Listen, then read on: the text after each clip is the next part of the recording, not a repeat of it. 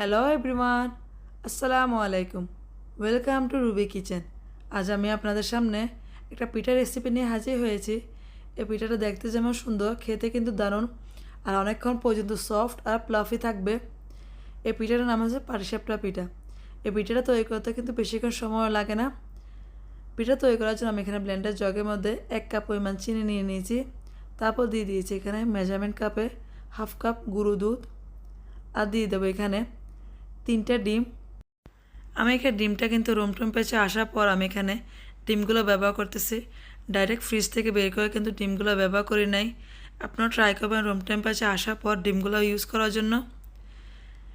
ডিমগুলো কিন্তু আপনারা কম বেশিও করতে পারবেন। আমি এখানে 3টা ডিম ইউজ করতেছি 2 কাপ ময়দার জন্য।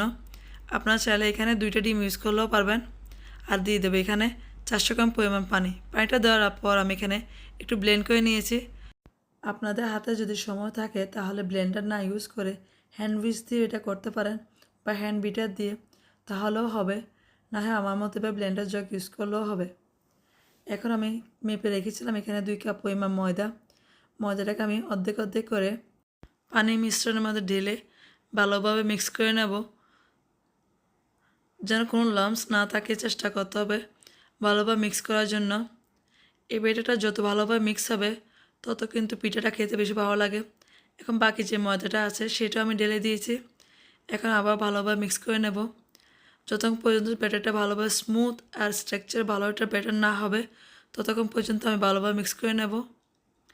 তারপর আমি এখানে দিয়ে দেবো 2 কাপ ময়দার জন্য 1 চামচ পরিমাণ মানে 5 গ্রাম এখানে বেকিং পাউডার। বেকিং পাউডারটা দেওয়ার পর আমি আবার ভালোভাবে মিক্স করে নেব। এই ব্যাটারটা কিন্তু আপনারা কিন্তু হ্যান্ড উইচ দিয়েও করতে পারেন, না হয় আপনার ব্লেন্ডার দিয়েও করতে পারবেন। এখন আমি এখানে দিয়ে দেব সামান্য পরিমাণ এখানে লবণ। পিঠার মধ্যে সামান্য একটু লবণ দিলে ভালো লাগে, তাই আমি এখানে দিয়েছি। আপনারা চাইলে দিতে পারেন, না হলে স্কিপ করলেও কোনো সমস্যা নাই। আমার এখানে পিঠা ব্যাটারটা কিন্তু রেডি।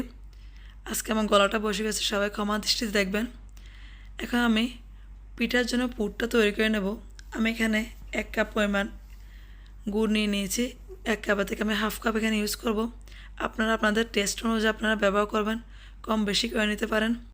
এই পর্যায়ে কিন্তু চুলার জালটা কিন্তু মিডিয়ামের চেয়ে কম রাখতে হবে, না হয় কিন্তু গুড়টা এক পাশ দিয়ে পুড়ে যাবে। এখন দিয়ে দেবো আমি এখানে 2 কাপ পরিমাণ এখানে নারকেল কুড়ানো। এখানে ফ্রেশ নারকেলটা আমি ইউজ করতেছি, ফ্রেশটা ব্যবহার করার চেষ্টা করবেন আপনারা। এখন নারকেলটা দেওয়ার পর আমি এখানে গুড়টা ভালোভাবে মিক্স করে নেব। কিন্তু এখানে হাই ফ্লেম ইউজ করা যাবে না, সামান্য জালে কিন্তু মিক্স করে নিতে হবে। গুড়ের সঙ্গে কিন্তু নারকেলটা মিক্স হওয়ার জন্য একটু সময় নেবে, তাই একটু ধৈর্য সহকারে একটু কম জালের মধ্যে নারকেলটা ভালোভাবে মিক্স করতে হবে। যখন নারকেলটা ভালোভাবে মিক্স করা হয়ে যাবে গুড়ের সঙ্গে, তাহলে উঠিয়ে নেব।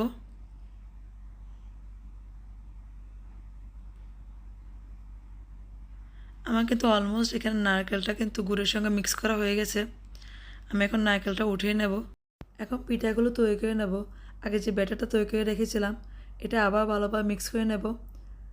মিক্স করে নেওয়ার পর আপনারা দেখতেই পাচ্ছেন কনসিস্টেন্সিটা কেমন হবে।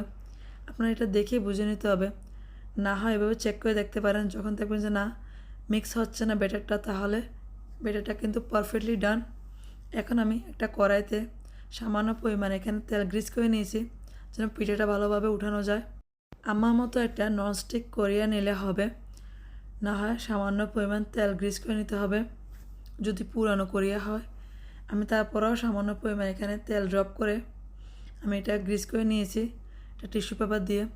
তারপর একটু ব্যাটার দিয়ে এইভাবে ঘুরিয়ে ঘুরিয়ে পিঠাটাকে ছড়িয়ে দিতে হবে, তাহলে কিন্তু ইকুয়ালভাবে সব জায়গায় কিন্তু ব্যাটারটা লেগে যাবে। আর বেশিক্ষণ সময়ও লাগে না পিঠাটা হওয়ার জন্য। আপনারা দেখতেই পাচ্ছেন দেওয়ার সাথে সাথে কিন্তু পিঠাটা হয়ে গেছে। এখন আমি পিঠার মধ্যে আগে যে পুরটা তৈরি করে রেখেছিলাম এখানে থেকে একটু পুর দিয়ে দেবো। এখানে 2 চামচ পরিমাণ এখানে পুর দিয়ে দিয়েছি। আপনারা আপনাদের চয়েস মতো কম বেশি করে নিতে পারেন। এবার পুরটা দেওয়ার পর আমি চারপাশ দিয়ে হালকাভাবে কিন্তু একটা চামচ দিয়ে বা একটা স্প্যাচুলা দিয়ে আলগা করে নেব, যেন ভালোভাবে কিন্তু পিঠাটা কিন্তু রোল করা যায়। এই প্রসেসটা কিন্তু আপনার ভিডিও দেখে বুঝে নিতে হবে, তাই একটু ধৈর্য সহকারে একটু দেখবেন আর করবার সময় খেয়াল রাখবেন যে আমি কীভাবে করছিলাম। আপনার চাইলে কিন্তু আরেকটু কালার আনতে পারেন, যদি কালার না আনতে চান এভাবেও কিন্তু পিঠাটাকে আপনার সার্ভ করতে পারেন।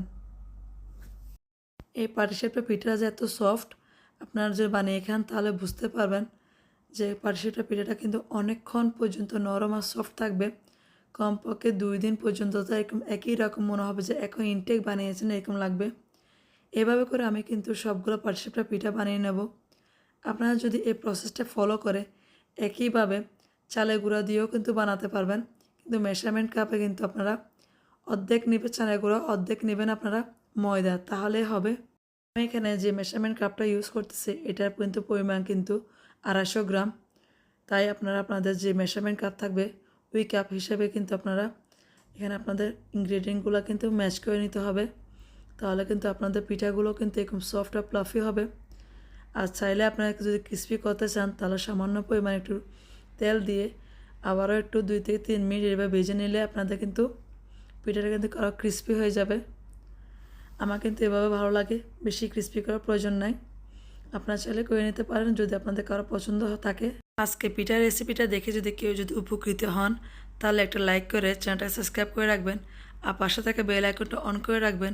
আমি যখন নতুন কোনো ভিডিও আপলোড করব তখন সাথে সাথে নোটিফিকেশন পেয়ে যাবেন। আমার মতো যারা পিঠার লাভার তারা কিন্তু এই পিঠাটা কোনোভাবে মিস করবেন না। যদি ভিডিওটা দেখে থাকেন তাহলে অবশ্যই ট্রাই করবেন বাসায়, আর বাসায় ট্রাই করার পর আমাকে অবশ্যই কমেন্ট বক্সে জানাবেন যে পিঠা খেতে আপনাদের কেমন লেগেছিল। তাহলে সবাই ভালো থাকবেন, সুস্থ থাকবেন। আল্লাহ হাফেজ, আসসালামু আলাইকুম।